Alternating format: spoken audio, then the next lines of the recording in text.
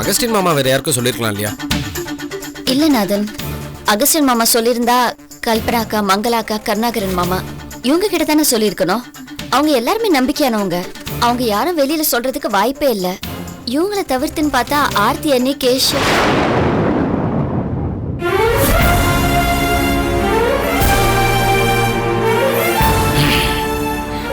ஜாகிரதையா இருங்க, ஜாகிரதையா இருங்க. என்ன லமு, கேசவ மாமா பேரை சொல்லிட்டு ஏன் யோசிக்கிறீங்க? இல்ல அப்பா இந்த பிரச்சனைல இருந்து நிரந்தரமா வெளியில வரணும்னு தான் எல்லாருமே நினைப்பாங்க. அதனால அப்படி இருக்க வாய்ப்பு இல்ல. ஆனா அதே சமயம் நம்ம வீட்டு ஆளுங்களை தாண்டி இந்த விஷயம் வெளியில தெரியறதுக்கும் வாய்ப்பு இல்ல. அதான் ஒரே குழப்பமா இருக்கு. எங்க ஒருவேளை தியாகு வீட்டு ஆளுங்களுக்கு நாங்க இங்க வந்தது, உங்களை சந்திச்சது, இது ஏதாவது அவங்களுக்கு தெரிய வாய்ப்பு இருக்கா? எந்த வாய்ப்பும் இல்லைங்க. ஏன்னா தியாகுக்கு சொந்தம்னு சொல்லிக்கிறதுக்கு அவங்க ஒய்ஃப் மட்டும்தான் இருக்காங்க. அவங்களும் ஏதோ டூர் போயிருக்காங்க. எல்லாத்தையும் விசாரிச்சு வச்சுட்டேன். அதனால நீங்க வந்ததோ என்ன சந்திச்சதோ எதுவுமே தியாகு வேண்டியவங்களுக்கு யாருக்குமே தெரியவே தெரியாது. யார் மேலேயும் சந்தேகம் இல்லைன்னா அப்ப யார் தான் இதெல்லாம் செஞ்சிருப்பா? யோசிச்சு பார்த்தாலும் ஒண்ணுமே புரிய மாட்டுது. அலமு, மிஸ் ஆனது மிஸ் ஆகி போச்சு. இதுக்கு மேல இதை பத்தி யோசிச்சு மண்டே உடச்சுக்கிறதுல எந்த பிரயோஜனமும் இல்ல. பேசாம நான் சொல்றது கேளு. அப்பா நாளைக்கு ஜாமீன்ல வந்துருவாரு. அவரு வர நேரத்துல நம்ம ஊர்ல இருக்கிறதா நல்லது. பேசாம கிளம்பு, ஊருக்கு போவோம். அங்க போய் மத்ததெல்லாம் யோசிச்சுக்கலாம். ஆமா லமு, வேற ஒன்றும் பண்றதுக்கு இல்ல. ஊருக்கு கிளம்புறதா நல்லது. சரி டேய், அப்படின்னா நானும் உங்க கூட வந்துடுறேன்டா. எனக்கும் சென்னையில வேலை இருக்கு. தாராளமா வாடா, கார்ல தான் போறோம், சேர்ந்தே போலாம். சரி வா, அம்மா கிட்ட சொல்லிட்டு போலாம். வா. அலமு ஆமா.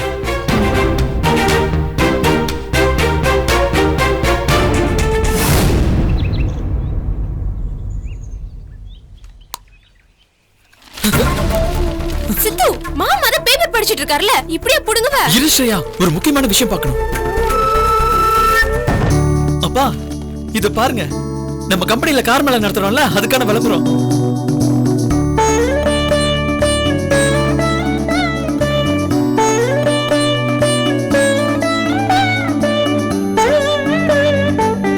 எப்படி நம்ம விளம்பரம் ஜோரா வந்திருக்குல்ல? நல்லா இருக்கு சித்து. என்னப்பா நீங்க ஒண்ணுமே சொல்ல? ஓகே தானே? ஓகே தான். ஓகே தான். என்னப்பா என்னமோ சொல்ல வந்தீங்க, சொல்லாம நிப்பாட்டிட்டீங்க? இல்லப்பா, ஒண்ணு இல்ல. என்னப்பா சும்மா சொல்லுங்க. உங்க கருத்து எனக்கு முக்கியம் இல்லையா? இல்ல, 50,000 ரூபாய் கொடுத்து கார் புக் பண்றவங்களுக்கு 1 கிராம் தங்க காசு, 10% டிஸ்கவுண்ட், இஎம்ஐ வசதியோட நாங்களே லோன் வசதி ஏற்பாடு பண்ணி தரோம். அது இதுன்னு அள்ளி விட்டுருக்கீங்களே, இதெல்லாம் சரியா வருமா? இந்த மாதிரி வியாபாரம்லாம் கையை கடிச்சு விட்டுருப்பா. 50,000 ரூபாய் கொண்டு வந்து கொடுப்பான். நீ கொடுக்குற தங்க காசையும் வாங்கிக்கிட்டு காரையும் ஓட்டிட்டு போவான். போறவன் மிச்ச காசையும் கொடுக்காம அப்படியே போயிட்டானா? அதுக்கப்புறம் என்ன? நீ ஆளுங்களை எல்லாம் கூட்டிட்டு போய் மிச்ச பணத்தை கொடுங்கன்னு சொல்லி வண்டியை ஜீஸ் பண்ணி கொண்டு வருவியா? அவன் பேருக்கு ரெஜிஸ்டர் ஆன வண்டியை நீ ஜீஸ் பண்ணி கொண்டு வந்தாலும் ஏற்கனவே செகண்ட் ஹேண்டா இருக்கிற வண்டி அது தேர்ட் பார்ட்டி கிட்ட போகும்போது தேர்ட் ஹேண்ட் ஆயிடாது? அப்புறம் அந்த வண்டியை நீ எப்படி விப்ப? நீ வாங்கின விலையில கால்வாசி கூட தேராதுப்பா. நட்ட வியாபாரமாவுல போயிடும். அதனாலதான் கேக்குறேன், இந்த மாதிரி விளம்பர வியாபாரம்லாம் நமக்கு தேவையானு கேக்குறேன். ஏப்பா உங்க வாயில இருந்து ஒரு நாள் கூட நல்ல வார்த்தை வராதா? நான் இந்த தொழில ஆரம்பிச்ச நாள்ல இருந்து பாக்குறேன், இது சரி வராது, அது சரி வராது.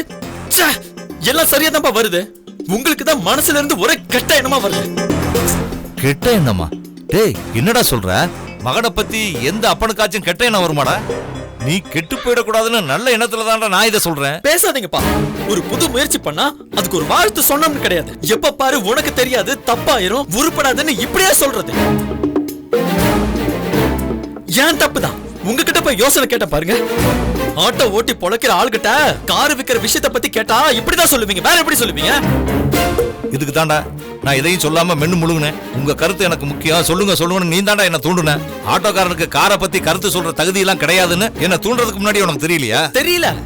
ஆட்டோக்காரரா இருந்தாலும் அப்பாவாச்சே, நல்ல வார்த்தை சொல்லுவீங்கன்னு நினைச்சேன். இதே விஷயத்தை என் மாமனார் கிட்ட சொன்னப்ப அவர் எவ்வளவு சந்தோஷப்பட்டாரு தெரியுமா? அருமையான யோசனை, உடனே செய்யுங்க.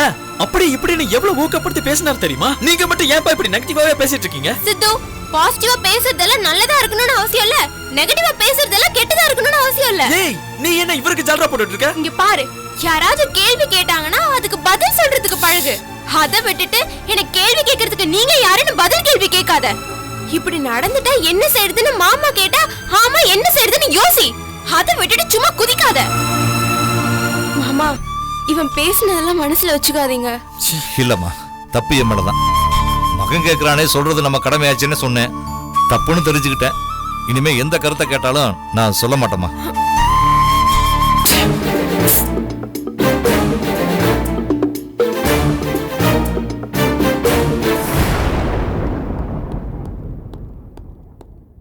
சார் வணக்கம் சார். வாயா வருது, எல்லாம் ரெடியா? போலாமா? ரெடியா இருக்கு சார், போலாம் சார். இந்தா.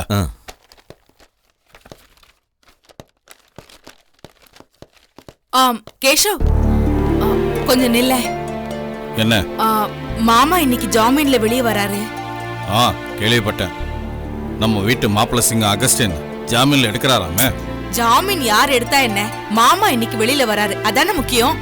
வரட்டும், அதுக்கு நான் என்ன பண்ணணும்? என்ன கேஷவ், இப்படி பொறுப்பே இல்லாம பேசுற? மாமாவை நாம போய் பார்க்க வேண்டாமா? ஆக கண்டிப்பா போய் பார்க்கணும். போகும்போது மாலை ஒண்ணு வாங்கிட்டு போலாமா? வரவேற்பு கொடுத்து கூட்டி வர்றதுக்கு வசதியா இருக்கும். கேஷவ், நீ பேசுறது எல்லாமே நிஜமாவே எனக்கு ஷாக்கா இருக்கு.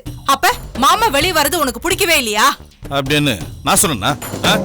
நீ சொல்றதெல்லாம் பார்த்தா அப்படிதான் இருக்கு. இருக்கும். என்னை பத்தி உங்க எல்லாருக்குமே தப்பா தானே தோணுது.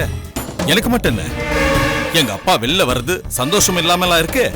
அப்புறம் என்ன கேஷவ், நாம போய் மாமாவை பார்க்கலாம்ல? அவருக்கு தான் என்ன கண்டாலே ஆக மாட்டேன். என்ன காட்டி மத்தவங்க கிட்ட ஜாகிரதைன்னு சொல்லிட்டு போறாரு. நான் போய் பார்த்தா மட்டும் என்ன பண்ண போறாரு? வாடா மகனேன்னு கட்டி பிடிப்பாரா? அக்கிஸ்ட் பார்த்த மாதிரி பாப்பாரு. இதுக்கு நான் ஏன் அங்க வரணும்? இங்க பாரு கேஷவ், நீயா இப்படி ஏதாவது மனசுல நினைச்சுக்காத. மாமா உன்னை பத்தி அப்படி எல்லாம் எதுவும் நினைக்கல. அவருக்கு உன் மேல ஒரு சின்ன வருத்தம், அவ்வளவுதான். இங்க பாரு, நீர் அடிச்சு நீர் விலகாது. 1000 இருந்தாலும் அவர் உன்னோட அப்பா. இப்படி ஒரு இக்கட்டான சூழ்நிலையில அவரு ரிலீஸ் ஆகி வராருன்னா அவரை வரவேத்து ரிசீவ் பண்ணி உங்களுக்கு நாங்கெல்லாம் இருக்கோன்னு ஒரு நம்பிக்கை கொடுக்கறதானே நம்மளோட கடமை. ஸ்கூல்ல இருந்து அனு கால் பண்றான்னு நினைக்கிறேன், கொஞ்சம் இரு. யோ வருது, வாயா போலாம்.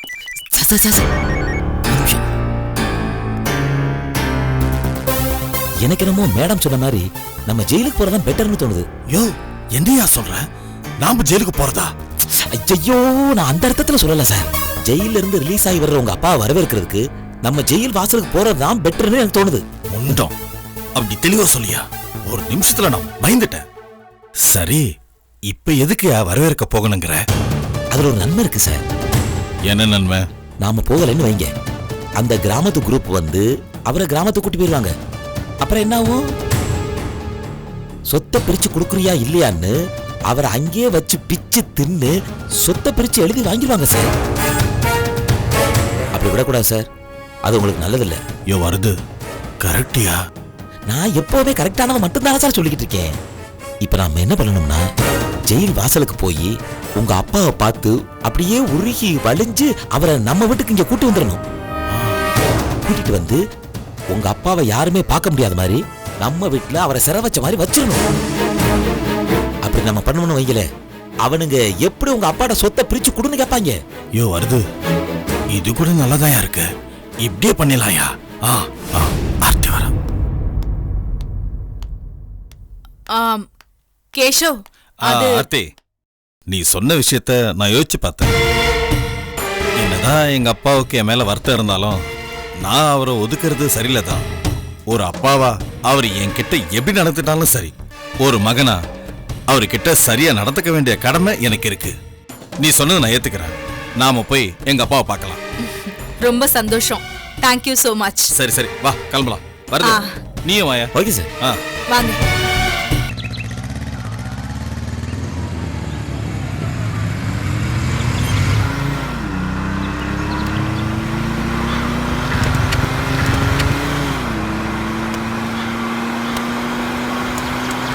அண்ணே வண்டி நிப்பாட்டினேன். ஏண்டா வண்டியை போட சொல்றேன்.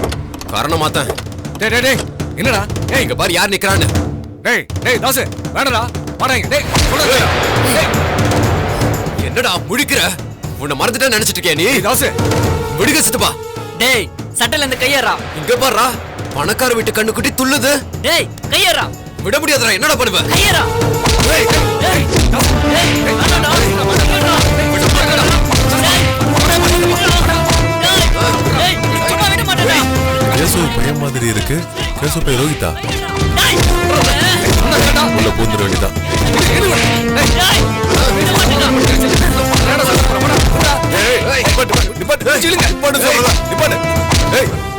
யார் மேல கேக்குற? தம்பி யாரும் தெரியுமா உனக்கு? ஏன் தெரியாது? எங்க மாமா பொண்ணு கீர்த்தியை கொண்ட கொலைகார பையன் இவன்தான். இவனை கொல்லாம விட மாட்டேன். டேய் தாசு போட்டனா தாசு சொன்னா கேட்க மாட்டேன்.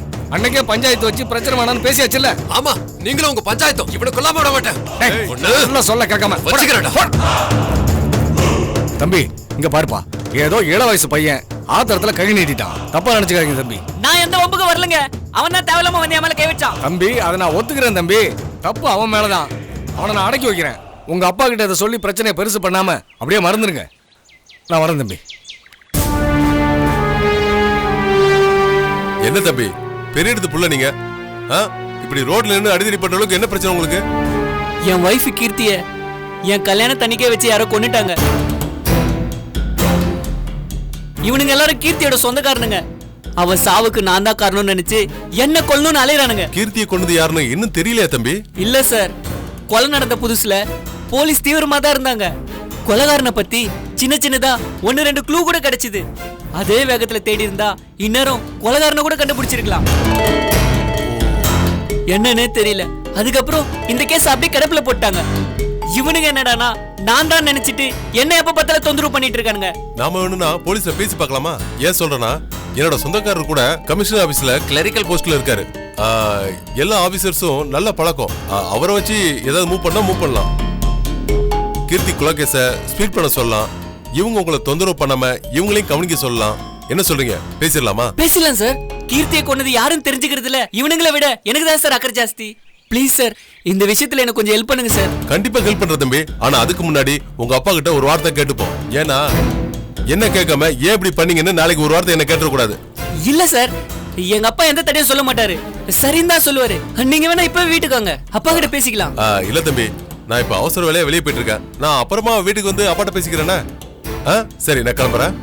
சார், ஃபர்ஸ்ட் உங்களை பார்க்கும்போது எனக்கு பிடிக்காது. அதுக்கு என்ன காரணம்னு கூட தெரியல. ஆனா இப்ப நீங்க எனக்கு பெரிய ஹெல்ப் பண்ணிருக்கீங்க. ரொம்ப தேங்க்ஸ் சார். பரவாயில்ல தம்பி, இருக்கட்டும். நான் வரேன். பாய்.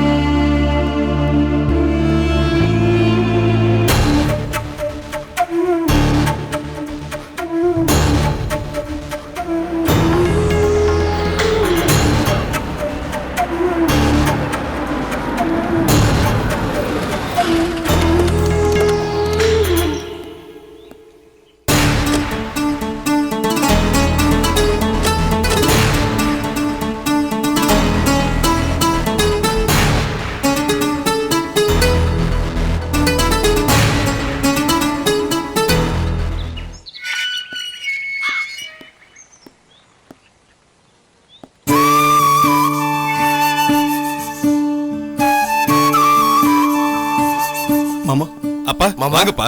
மாமா வாங்க மாமா. எப்படிமா இருக்க? என்ன மாமா, நான் உங்களை கேட்க வேண்டிய கேள்வியை நீங்க என்ன கேக்குறீங்களே? மாமா வண்டி ரெடியா இருக்கு. நம்ம வீட்டுக்கு கிளம்பலாம். அத்தை உங்களுக்கு காத்து. அதுக்கு முன்னாடி ஒரு அரை மணி நேரம் எங்க வீட்டுக்கு போயிட்டு போயிடலாம். மாமா முதல்ல ஏதாச்சும் சாப்பிட்டுட்டோம். என்ன மாமா சொல்றீங்க? சரி அகஸ்டின், அவர் வீடு இருக்கும்போது எதுக்கு உங்க வீட்டுக்கு வரணும்? அப்பா நம்ம வீட்டுக்கு போலாம் வாங்கப்பா. மாமா சார், சாரோட உடல் கண்டிஷன் சரியில்லை. அதனால இவரை ஏதாவது ஒரு ஹாஸ்பிட்டலுக்கு கூட்டிட்டு போய் உடம்ப செக் பண்ணிட்டு அதுக்கப்புறம் எங்க வேணாலும் கூட்டிட்டு போங்க. அதான் பெட்டர். பாத்தீங்களா, வக்கீல் சாரே சொல்லிட்டாரு. அப்பாவோட ஹெல்த் கண்டிஷன் சரியில்லையா. இந்த நிலைமையில அவர் அங்க இங்க அலைய வருது சரியில்லை. அப்பா நீங்க என்னோட நம்ம வீட்டுக்கு வந்துருங்க. டாக்டர் வீட்டுக்கே வர வச்சு உங்களை பாத்துக்க சொல்றேன். நீங்க நிம்மதியா ரெஸ்ட் எடுங்க. மத்த இடம்லாம் உங்களுக்கு சரிப்பட்டு வராதுப்பா. ஏய் கேசவா, இங்க என்ன எல்லாம் ஓஷ்டமா? என்னமோ மாமாவை வெளியில எடுக்கிறதுக்கு நீ தான் மெனக்கட்டவ மாதிரி ஓ வீட்டு கூட்டிட்டு போறேன்னு சொல்ற. வக்கீல வச்சு மாமாவை வெளியில கூட்டிட்டு வந்தது நான். என்னையா முட்டாள் மாதிரி பேசுறேன்? வக்கீல் வச்சு வெளில கொண்டு வந்துட்டா அவர் எனக்கு அப்பாவா இருக்கிறதுக்கு பதிலா உனக்கு அப்பா ஆயிடுவாரா? ஐயோ கேஷவ் என்ன பேசிட்டு இருக்க நீ? பின்ன என்ன ஆர்த்தி, நான் என்னமோ வக்கீல வச்சு வெளில எடுக்க மாட்டோம் சொன்ன மாதிரியும் இவன் தான் எல்லாத்தையும் இழுத்து போட்டு செஞ்ச மாதிரி பேசிட்டு இருக்கான். நீ தான் சொன்னியடா, என்ன நம்பாதவங்களுக்காக நான் ஏன் பாடுபட்டு சொன்னில்ல? அகஸ்டின், நீ தேவையில்லாம பேசுற. அகஸ்டின், அவர் சொல்றதும் கரெக்ட் தானே. மாமாவை எங்க கூட்டு போறதுன்னு தேவையில்லாம எதுக்கு நமக்குள்ள முடிக்கணும்? அதை மாமாவே முடிவு பண்ணிட்டோம். நான் முதல்ல ஞானத்தை பார்க்கணும், என் பொண்ணு அலுமவை பார்க்கணும்.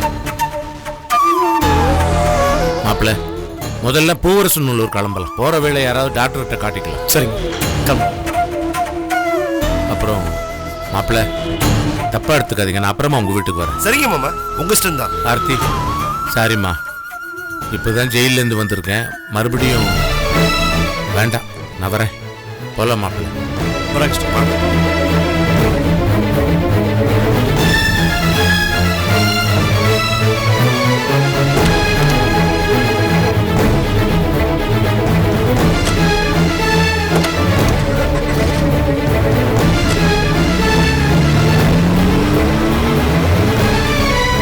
வரமா, நீங்க வாங்க சார். போலாம்.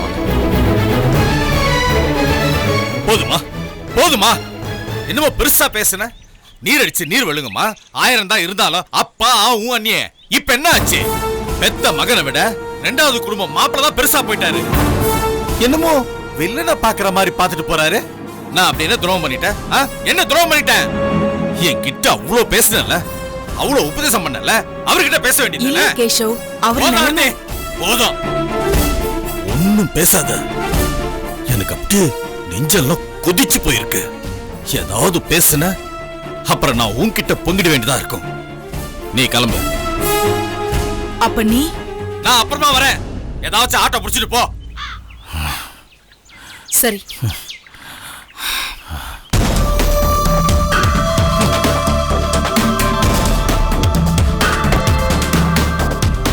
சார், நிலைமையை பார்த்தா சொத்து மொத்தமும் கையை விட்டு போயிரும் போல் இருக்கே. போக விட மாட்டேன். போக வேண்டியவங்க போவாங்க, போக வேண்டிய இடத்துக்கு போவாங்க. யாரு போவாங்க? எங்க போவாங்க? எங்க அப்பா போவாரு, மறுபடியும் ஜெயிலுக்கு போவாரு. ஆனா சொத்து எங்கேயும் போகாது. அது என்கிட்ட தான் இருக்கும். வருது, உடனே கிளம்பு. போற இடத்துல ஒரு சின்ன வேலை இருக்கு. என்ன வேலை சார்? போற வழியில ஏதாவது ஒரு பிசிஓல நான் சொல்ற மாதிரி நீ போன் பண்ணி சொல்லு. வா கிளம்பலாம்.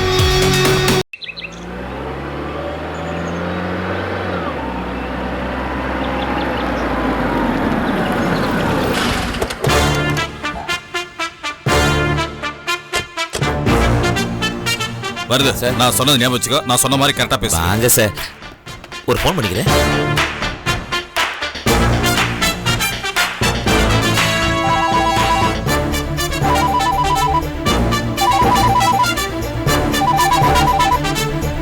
ஹலோ ஹலோ, இன்ஸ்பெக்டர் பெருமாள் சாமிங்களா சார்? ஆமா, நீங்க? ஹரிச்சந்திரன் வச்சுங்களேன். சரவணன் மர்டர் கேஸ் சம்பந்தமா எனக்கு சில உண்மைகள் தெரியும். அதை பத்தி உங்களுக்கு சொல்லலாம்னு தான் போன் பண்ணேன் சார். முதல்ல நீங்க யாரு? அந்த கேஸுக்கு உங்களுக்கு என்ன சம்பந்தங்கிறத சொல்றீங்களா? அது எதுக்கு சார் உங்களுக்கு? எனக்கு தெரிஞ்சதை சொல்றேன். அதை நம்பி ஆக்ஷன் எடுக்கிறதும் எடுக்காததும் உங்க இஷ்டம் சார். எதுவா இருந்தாலும் நேர ஸ்டேஷனுக்கு வந்து சொல்லுங்க. ஏன் உங்களை வெளிக்காட்டிக்க தயங்குறீங்க? என்ன சார் இது? சாட்சியா வர்றவனையே குற்றவாளியா மாத்திர காலம் சார் இது. அதுவும் இல்லாம கோர்ட்டு கேஸ்ன்னு தேவையில்லாம நீ அலைய விடுவீங்க. அதுக்கெல்லாம் எனக்கு நேரம் இல்ல சார். ஹலோ, எங்களுக்கு நிறைய வேலை இருக்குங்க. யாரோ போன்ல சொல்றதெல்லாம் சீரியஸா எடுத்துக்க முடியாதுங்க. அப்ப விட்டுருங்க. நீதியை காப்பாத்தணும், நிஜமான குற்றவாளிக்கு தண்டனை கிடைக்கணுங்கிற சமூக அக்கறையில நான் போன் பண்ணேன். அந்த அக்கறை உங்களுக்கு இல்லைங்கிறப்ப நான் என்ன சார் பண்ண முடியும்? சார், நான் போனை வச்சுட்டுமா சார்? ஹலோ ஹலோ, ஒரு நிமிஷம். சொல்ல வந்ததை சொல்லுங்க சார். சரவணன் கொண்டது அருணாச்சலம் இல்ல, தியாகுதான்னு இப்ப புதுசா ஒரு கதை ஓடிட்டு இருக்குல்ல? ஆமா. அருணாச்சலத்தோட ஆளுங்க தியாகுவை பிடிக்க மன்னார்குடிக்கு தேடி போனது, அவரை பிடிக்கணும்னு சொல்லி உங்களை இங்க அலைய விட்டது, இது எல்லாமே இந்த கதையோட ஒரு பகுதி தான் சார். சார், இதுல எதுவுமே உண்மை இல்ல சார். எனக்கு புரியல. எதுக்கு சார்? நான் விளக்கமாவே சொல்லிடுறேன் சார். சரவணன் பொள்ளாச்சியில தங்கியிருந்த அதே ஹோட்டல்ல தான் தியாகவும் தங்கியிருந்தார். அதை தவிர அவருக்கும் சரவணன் கொலைகேசுக்கும் எந்த சம்பந்தமும் இல்ல சார். அருணாச்சலத்தை காப்பாத்தத்தான் அந்த அப்பாவியை இந்த கேஸ்ல இழுத்து விடுறாங்க சார். சார், 1000 குற்றவாளிகள் தப்பிக்கலாம் சார். ஆனா ஒரு நிரபராதி தண்டிக்கப்படலாமா சார்? யாருக்கும் நிரபராதினா குற்றவாளி யாரியா? அருணாச்சலம் தான் சார். செத்து போன சரவணனோட பொண்ணு அனிதா, கொலகார பாவி அருணாச்சலத்தோட மூத்த மையன் கேஷவ், மன்னார்குடி டிராமாவை நடத்தினா அகஸ்டின், இவங்க எல்லாரையும் உடனடியா ஸ்டேஷன்ல கூப்பிட்டு விசாரிங்க சார். முடிஞ்சா உங்க ஸ்டைல 2 தட்டு தட்டுங்க, உண்மை தானா வந்துரும் சார். சார் நீங்க அந்த அளவுக்கு கூட போவேனா சார்? கேசவ் செல்லுக்கு அனிதா நம்பர்ல இருந்து ஒரு வீடியோ வந்திருக்கு, அதை நீங்க ஓபன் பண்ணி பாருங்க. அருணாச்சலம் தான் கொலகாரங்கிறதுக்கு அந்த ஒரு ஆதாரம் போதும் சார். யோ நீ சொல்றதெல்லாம் சத்தியம் சார், சத்தியம். இத வச்சுக்கிட்டு நீங்க கேஸ ப்ரொசீட் பண்ணீங்கன்னா உங்களுக்கு ரிவார்டு தான், ப்ரமோஷன் தான், எல்லாம் கிடைக்கும் சார். சார் இப்பவே சொல்லிடுறேன், என்னுடைய அட்வான்ஸ் வாழ்த்துக்கள் சார். வச்சிட்டுமா? Thanks sir. Hello hello hello. யோ ஏட்டு சார், சரவணன் பொண்ணு அனிதா, அகஸ்டின், அந்த கேசவ், அவங்க 3 பேர் நம்பரையும் எழுதி வச்சிருக்கல்ல, அந்த ஃபைல் எடுத்துட்டு வா. இந்த வரேன் சார். சீக்கிரம் வாயா. இந்த சார், இந்த நம்பர் பாருங்க சார். இந்தா நான் பாத்துக்கிறேன், நீ போ. Okay sir. இன்ஸ்பெக்டர் தான். சொல்லுங்க இன்ஸ்பெக்டர் சார். கேசவ், ஒரு சின்ன என்கொயரி, உடனே ஸ்டேஷனுக்கு வாங்க. அப்பதான் ஜாமீன்ல வெளில வந்துட்டாரே, மறுபடியும் எதுக்கு என்கொயரின்னு கூப்பிடுறீங்க? உங்க அப்பா ஜாமீன்ல தான் வந்திருக்காரே தவிர நிரந்தரமா விடுதலை ஆகல. இந்த கேஸ் முடிகிற வரைக்கும் எங்க என்கொயரிக்கு நீங்க ஒத்துழைப்பு கொடுத்துதான் ஆகணும். கரெக்ட் தான் சார், ஆனா எனக்கு ஒரு முக்கியமான மீட்டிங் இருக்கு. கேன்சல் பண்ணிட்டு வாங்க சார், இல்லனா நான் ஆபீஸ்க்கு வரட்டுமா? இல்ல வேண்டாம், நானே வரேன். வாங்க சார். நேர ஸ்டேஷனுக்கு தானே? மிஸ்டர் அருணாச்சலம், இனிமே ஜாமீன்ல கூட நீங்க வெளில வரக்கூடாது.